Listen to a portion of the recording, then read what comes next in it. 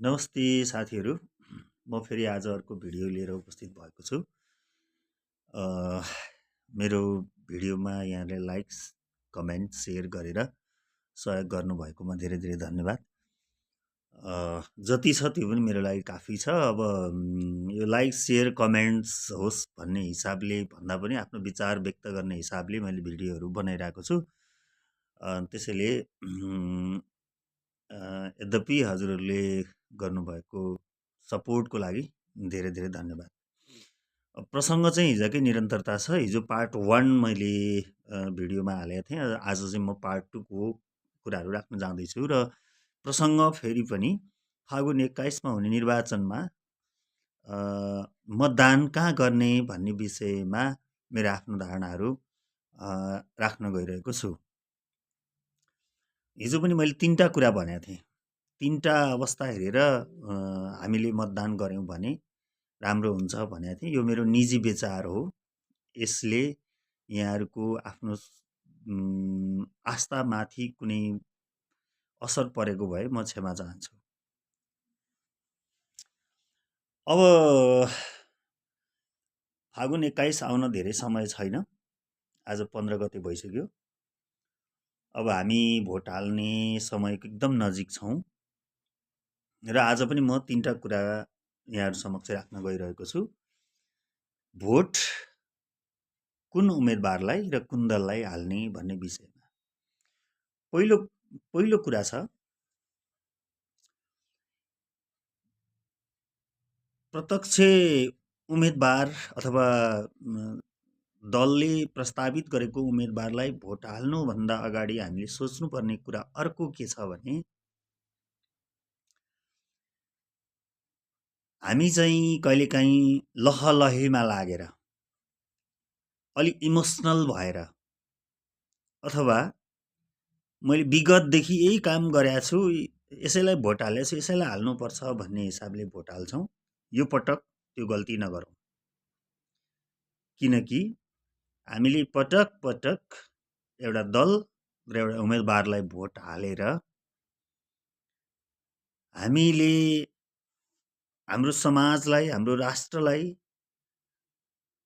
राम्रो बनाउनको लागि र हाम्रो समाजमा रहेका विविध समस्याहरूको समाधान गर्नको लागि त्यसले हामीलाई कति सपोर्ट गर्यो, हाम्रो भोटले कति काम गर्यो भन्ने कुरा विचार गरेर मात्रै भोट हाल्नुपर्ने समय अहिलेको छ।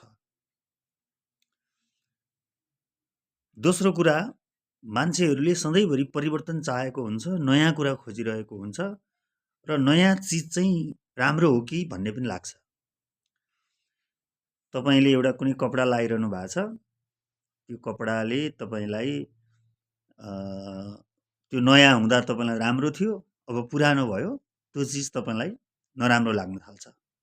र त्योभन्दा कमसल चिज अर्को नयाँ छ भने त्यो चिज फेरि हामीलाई राम्रो लाग्न पनि सक्छ, किनभने त्यो नयाँ छ।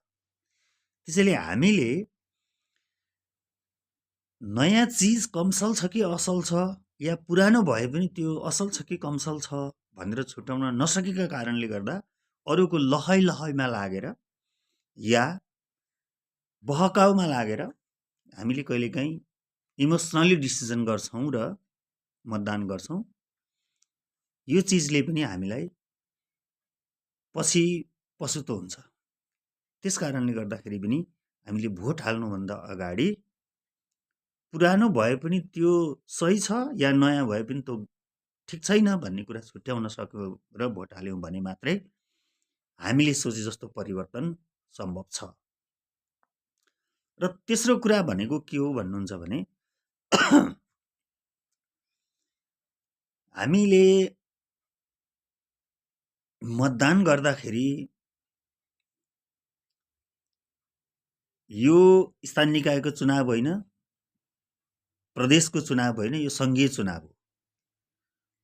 संघीय निर्वाचनमा सांसदहरूले संसदमा गएर नेपालका व्यथितिहरू, नराम्रा नीति नियमहरूलाई परिमार्जन गरेर जनतामुखी, नागरिकमुखी, सेवामुखी र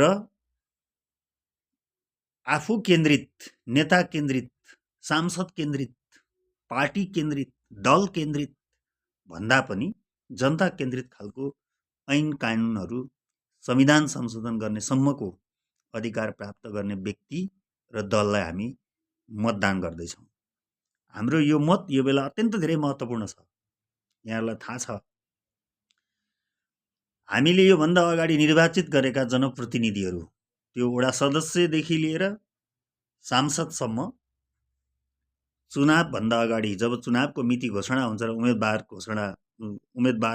फिक्स हुन्छ, त्यो बेलादेखि तपाईँ हामीलाई नमस्तेको नमस्ते नमस्तेको नमस्ते नमस्तेको नमस्ते गरेर भाउ परेर हाम्रा समस्याहरू, हाम्रा समाजका समस्याहरू, हाम्रा भूगोलका समस्याहरू अहिलेको अहिले समस्याको समाधान गरिदिन्छु भन्ने तरिकाले प्रस्तुत हुन्छन् उम्मेदवारहरू, दलका नेताहरू। तर जब चुनाव जितेर पदमा पुग्छन् त्यस दिनदेखि फेरि हाम्रो नमस्कार उनीहरूले देख्दैनन्, फर्काउँदैनन्, वास्ता गर्दैनन्। उनीहरूलाई चाहिँ ठुल्ठुलो खालको चाहिँ मान सम्मान चाहिन्छ। उनीहरूलाई चाहिँ भगवान आए जस्तो हामीले मान्नुपर्छ। हामीले भोट दिएर जिताएर त्यहाँ पुर्याएका मान्छेलाई फेरि हामीले भगवान मान्नुपर्छ भने तिनीलाई किन भोट हाल्नु पर्यो, किन मतदान गर्नु पर्यो? त्यस कारणले गर्दाखेरि व्यक्तिको स्वभाव यहाँनिर महत्त्वपूर्ण छ। उसले जनतालाई भोटका लागि मात्रै महत्त्वपूर्ण ठान्छ कि सधैँभरि जनताको कारणले म यहाँ आइपुगेँ र उनीहरूको सेवामा मैले चाहिँ समय दिनुपर्छ, उनीहरूको सेवाका लागि मैले काम गर्नुपर्छ भन्ने सोच्छन्। यो कुरा पनि हामीले विचार गर्न जरुरी छ। त्यस कारणले गर्दाखेरि हामीले मतदान गर्नुभन्दा अगाडि धेरै कुरा विचार गरेर मात्रै यो पटक मतदान गर्नुपर्छ, जसले राष्ट्रिय समस्याको समाधान गर्न सक्छ, सर्वसाधारण जनताको अथवा तपाईँले जसले भोट हाल्दै हुनुहुन्छ तपाईँको समस्या सदनमा उठाउन सक्छ, तपाईँको समस्या समाधानका लागि सदनमा उसले पहल कदमी गर्न सक्छ र तपाईँका एजेन्डाहरू, तपाईँका समस्याहरूलाई उसले आफ्नो चाहिँ प्रतिबद्धता पत्रमा व्यक्त गरेका छ। व्यक्त गरेर मात्रै भएन, व्यक्त धेरैले गरे, काम पुरा गरेका छैन, गर्न सक्छ भन्ने लाग्छ। ती उम्मेदवार र ती दलहरूलाई मात्रै, त्यो दललाई मात्रै हामीले यसपालि मतदान गर्नुपर्ने हुनसक्छ। थुप्रै छन् अरू पनि मतदान गर्न पर्ने या नपर्ने कारणहरू। म फेरि अर्को भिडियो मार्फत भोलि उपस्थित हुनेछु। आजलाई शुभरात्रि, धन्यवाद, नमस्कार।